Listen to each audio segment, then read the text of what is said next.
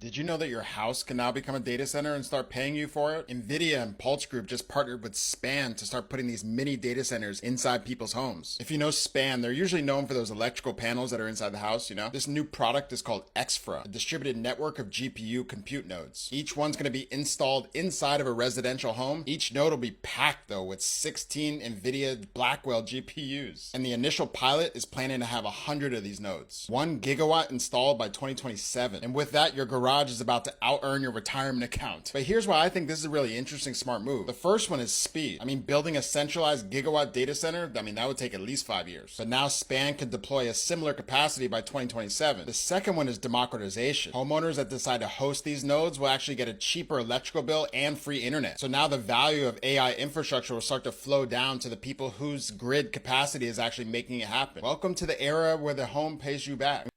What about if our homes could be mini data centers? Let me tell you what NVIDIA and the Pulte Group, which we had on the podcast here before, he's great at what he does, but the Pulte Group and NVIDIA had a conversation, and apparently they're starting a startup. They're helping the startup put mini data centers on homes. So let me say this one more time. So imagine you have a house, and you're buying a house, and NVIDIA and Pulte Group is saying, hey, let us build a small data center on top of your house. Wait, what? So let's slow this down. Pulte Group, one of the largest builders for homes in the country. Matter of fact, the grandson of the guy who found, I forgot his first name, Pulte, he's actually over the Secretary of Housing for the Trump administration, which was crazy. I saw this. I think it's Secretary of Housing, right? But for the Trump administration. Yeah, right. Look at that plug. But at the end of the day, Pulte coming together with NVIDIA being a chip maker to make it possible for a home to actually be a mini data center and save people tons of money in doing it. I wouldn't talk about this if this was something that was just going to be stupid. Look, I think there's some bones to this. You tell me what you think. Leave a comment. Yes. Is this real? Apparently it is. Span, a California-based startup, has developed a small fractional data center or nodes called the XFRA units. The idea is to take advantage of unused electrical capacity on local grids, which the Span smart panels can pinpoint. NVIDIA GPUs are powering the units, and the Pulte Group is testing the system in a handful of communities. Tom, your thoughts on this story? Well, what's really interesting is, you started with homes, and as we started getting things like, I'll say something, low voltage wiring. What is low voltage wiring? I don't understand that. Guess what? That was fiber and stuff that were in your walls. So suddenly Pulte Group and others were adding that to your home. And so you could do it for alarms. They were pre-wiring by Windows and things like this so that when you called ADP and have some in there, it's done. So home building has tried to follow the waves of services that people want to put into homes, right? You don't find, coax going room to room anymore because Wi-Fi powers the whole place. You find things coming up to like a closet where everything can be secured in there.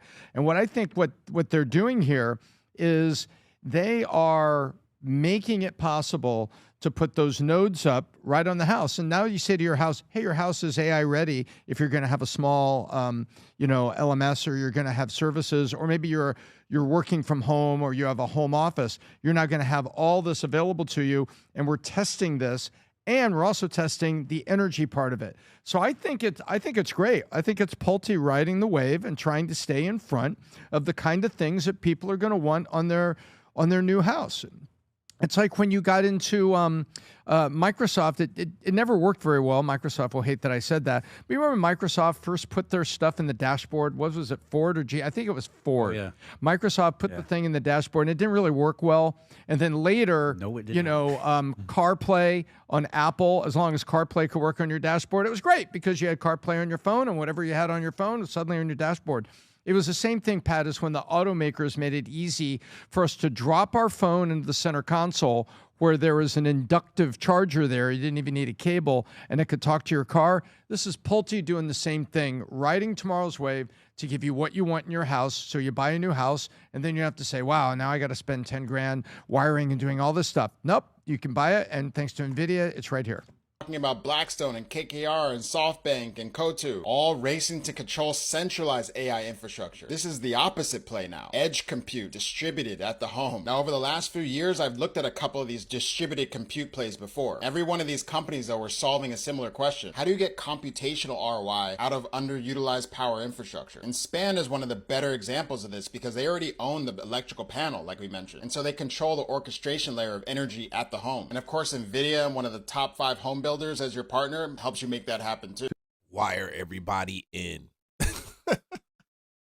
See, when they start, this is the thing. Okay, so let's backtrack this. All they're doing is pre-wiring these homes to be able to now become mini data center hubs. They didn't mention anything about the technology when it comes to cooling that small machine attached to your home. They didn't mention about any of that in relation to your water, your electricity. But one thing I did see and read is that you can end up bringing your electric bill down to $100, and in some cases free. And that's when I thought this was insane. The average person, what does this mean? So the undergoing an unprecedented explosive growth phase driven almost entirely by insatiable demand for AI training and reference. What does this mean to the average person? Well, I can sum it up quickly. Airbnb allows me to rent out a room in my house overnight to someone as long as I can trust that it's not a crazy person. Uber allows me to use my car to drive other people around. What if I could Airbnb certain computing power or energy that was at my house? That the part that I was not doing, I just set it up Airbnb and I let it go out to a market, and then I get paid for that excess that gets used by someone. Yeah, or Amazon says, look, I have a service that requires a lot of computation power, and it's up to me to find out where this computing power would be all throughout the system. Then you're engineering essentially tons of efficiencies, because Amazon can be as a centerpiece of the computing market and everybody competing with Amazon. Could I borrow your CPU while you sleep? Or I'm going to buy it from you. I'm going to rent it from you. So if you have it already installed in your home, you're actually making money off of the grid. Yeah, so first things first, Pulte Group, worry about building houses before you start doing all the complicated stuff, because we have 10 million short that we're not up to speed with. So want to hear about that before we start building AI data centers on top of houses. But when it comes to the shortage in computing power, it makes you think of the shale boom and how bad of a situation we were in before we learned how to frack for oil. Because, you know, we were getting up to like $5 for gas around that time, right? He's a new cat, man. He's been having this kind of like, I get his vibe. His vibe is, you know, right to the point. He's very, very, you know, marine-ish. Like $100 a barrel for oil.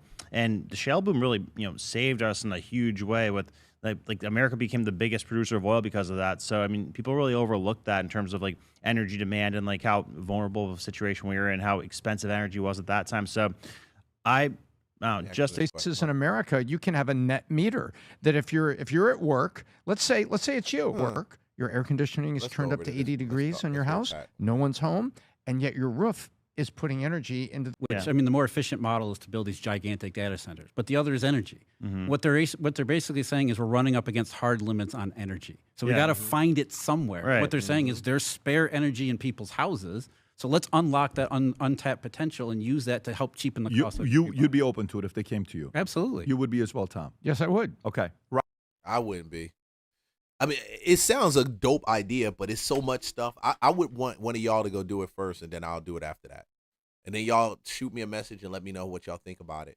And I say simply because, to me, it's just like if you wire a house for your security. At the end of the day, you may end up using a different company. You may not end up using it at all. And a lot of these builders were doing exactly that. Wiring the house. And being in that space of security at one time, I thought it was cool when it came to actually making a sale to the customer. But I found out that it's also hackable, where you can just be in somebody's house, cut the wire, and the system has a fault line. It's so many different things. I'm just like, oh, I'm good.